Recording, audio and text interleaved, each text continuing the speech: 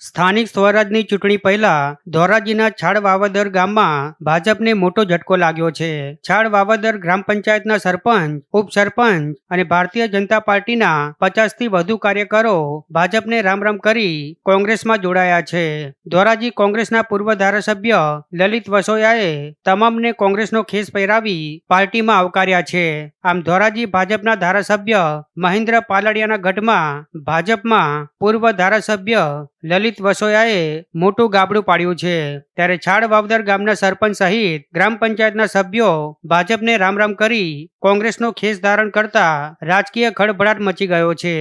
સરપંચ, ઉપસરપંચ બધા ભાજપ છોડી અત્યારે કોંગ્રેસમાં જોડાવા જઈ રહ્યા છે. એના માટેનું કારણ કે અમે અમારા ખેડૂતોને, અમારા ગામના ખેડૂતોને એના માટે કોઈ હિતની વાત નહોતી ભાજપમાં, એટલે એ છોડીને અમે કોંગ્રેસમાં જોડાવા જઈ રહ્યા છીએ. ભાજપમાં કેવો અસંતોષ હતો?